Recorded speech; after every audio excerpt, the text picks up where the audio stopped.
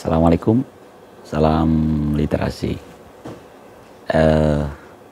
Putu buku pada kesempatan saat ini mungkin tidak sepenuhnya membahas satu buku karena ini seperti menggantikan konten ngobrol sendiri dulu ya.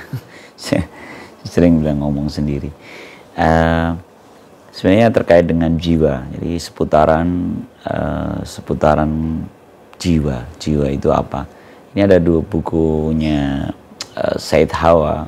Saya tapi nggak berani bilang saya sedang bedah buku ini karena buku ini buku serius ya. Ini intisarinya Ihya Ulumuddin, mensucikan jiwa, konsep tazkiyatun nafs terpadu, diseleksi dan disusun ulang oleh Said Hawa. Alih bahasanya Ainur Rafiq Soleh Tamhid LC. Buku yang komprehensif ya. Kebayangkan ini hanya intisarinya ya setebal ini, apalagi buku Ihya Ulumuddinnya ya.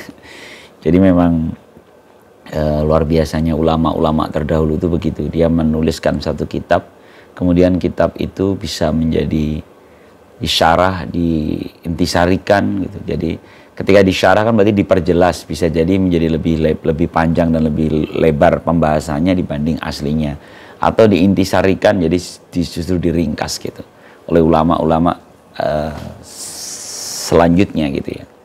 Artinya ini tradisi yang menarik dalam khasanah dunia keilmuan ya, dunia ilmiahnya peradaban Islam. Kesempatan kali ini tentu tidak akan seserius itu. Saya hanya akan kebetulan kok terpikir tentang jiwa gitu. Saya awali dari pikiran lama sebenarnya, saya lupa dari Ustadz yang mana, tapi dulu saya di pesantren itu sempat mendapat satu pengertian. Ini kalau salah dari Ustadz Kumbiantoro ya, Ustadz Kum. Dulu dia ngajar ilmu kalam, terus ada satu penjelasan dia yang sampai sekarang masih nyangkut di kepala saya, itu tentang ad-dhihan wal qalb gitu. Jadi akal itu, kalau dulu saya tangkapnya begini, mayufariku bainal insan wal hayawan gitu. Apakah yang membedakan antara manusia dan binatang? Wal aklu, itu adalah akal gitu. Jadi yang membedakan hayawan dan hewan dan manusia itu adalah akal. Mahwal akal, akal itu di penjelasan itu saya ini timpang tindih ya, jadi mohon maaf kalau secara referensi ini dari sumber yang mana gitu. Tapi di situ dijelaskan al-akal itu adalah ad-dhihan itu otak gitu, dhihnun, adwal qalb dan hati. Jadi otak dan hati gitu. Otak itu melahirkan al-fikri, pikiran gitu, pikiran-pikiran, dan al-qalb itu melahirkan asy'ur, rasa gitu. Lalu waktu itu dikonklusikan gitu oleh Ustadz itu bahwa sebenarnya perasaan itu adalah endapan pikiran kita.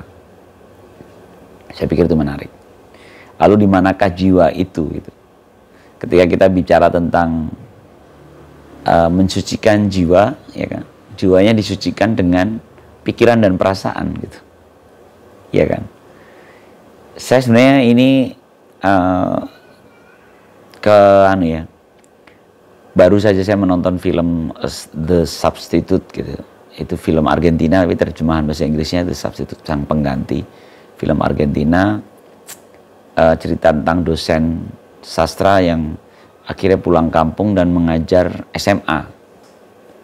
Dan di situ diceritakan betapa beratnya seorang pengajar sastra yang menjelaskan pentingnya sastra dalam kehidupan anak remaja di Argentina. Menjadi rumit gitu. Nah, terus saya suka di akhir kelasnya gitu. Jadi sebelum dia menyelesaikan semester itu, dia membawa poster di kelas, dia membawa poster manusia dalam bentuk isinya manusia gitu ya, organ-organ tubuh manusia dan otot-ototnya gitu kan. Terus dia minta salah satu muridnya maju ke depan untuk menunjukkan di manakah jantungnya. Si anak menunjukkan jantung. Lalu di manakah ginjalnya? Dia menunjukkan ginjal. Di manakah otaknya? Dia menunjukkan otak. Terus dia tanya, sang guru bertanya, lalu di manakah jiwanya? Si anak nggak ketemu dalam organ tubuh kita. Padahal kalian yakin nggak kalian punya jiwa? Gitu. Menurut saya itu jadi menarik ya. Tiba-tiba si anak dimintakan menunjukkan jiwa di mana, dan terus yakin nggak punya jiwa. Jiwa itu untuk apa? Dikejar terus sama sang guru, sampai akhirnya anak-anak itu sendiri yang mengungkapkan bahwasanya seperti kalimat, engkau telah melukai jiwaku. Ya. Aku mau mencintaimu sepenuh jiwa. Jadi akhirnya mereka menemukan kata-kata puitis dari kata jiwa yang sebenarnya pun tidak terlihat dalam organ tubuh kita gitu.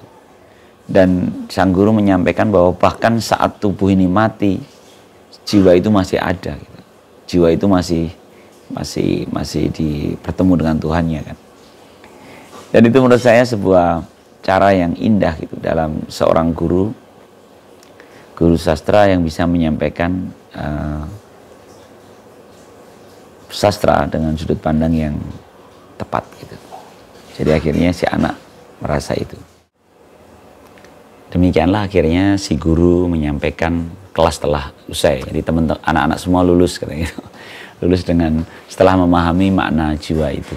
Walaupun di akhirnya dia sampaikan masih ada tugas akhir yang ini tidak ada hubungannya dengan tugas kelas kita. Lakukan ini untuk kalian masing-masing gitu. Yaitu pilihlah organ tubuh dalam gambar di poster yang dia tempel di papan tulis itu, lalu tulislah tentangnya. Lalu anak-anak itu mulai menulis tentang masing-masing. Ada yang mata, ada yang telinga, ada yang kuping. Ya, ini menurut saya menginspirasi ya, betapa tentu film ini nggak cuma sampai situ ya, konfliknya panjang ya, tentang narkoba di sekolahan, tentang konflik antara hubungan anak dan orang tua dan sebagainya, tapi ditutup dengan pendekatan kejiwaan tadi, dengan pengertian tentang jiwa yang menurut saya indah ya, dalam sudut pandang yang puitis, dan anak-anak diberikan ruang untuk menuliskan atau mengerti makna sastra dalam kehidupan sehari-hari, mengerti makna puisi, dan bisa menuliskannya. Ini seru ya, terlebih ketika kita bicara tentang kondisi sekarang gitu.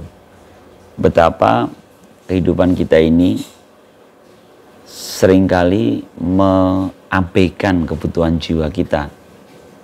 Jadi tema-tema yang muncul di perbincangan itu, terlebih di dunia kerja ya, isinya hanya seputaran kebutuhan fisiologis kita gitu, kebutuhan kita sebagai fisik, sebagai badan yang berjasad, entah itu makanan, entah itu kesehatan, entah itu, dan semuanya bukan semuanya sih tentu ya, tapi banyak yang mengabaikan kebutuhan jiwanya gitu.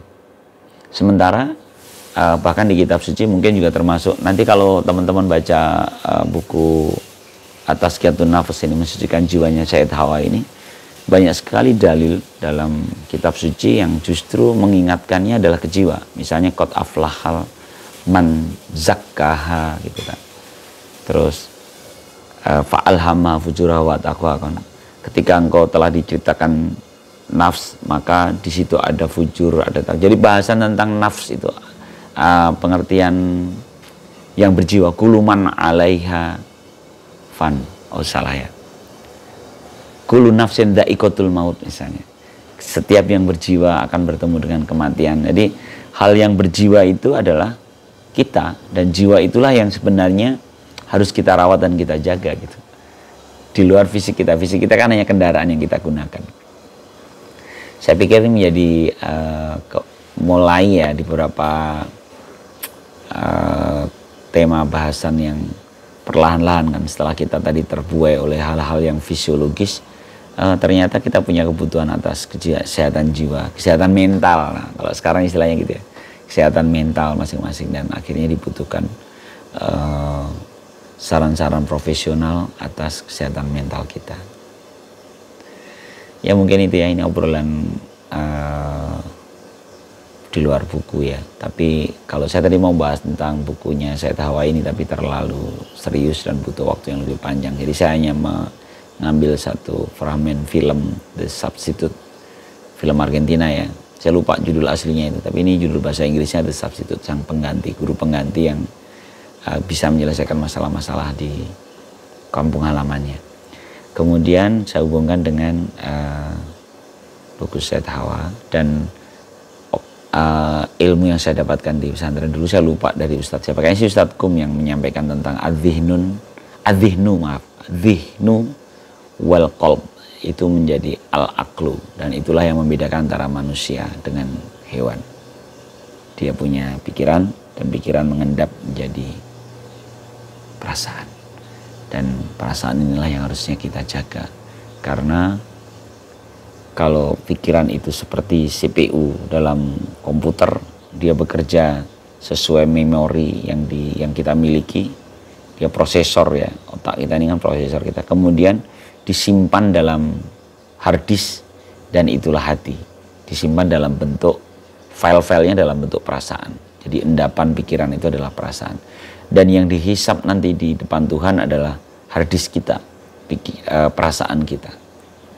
Pikiran hanya membangun perasaan. Terima kasih. Salam literasi. Assalamualaikum warahmatullahi wabarakatuh.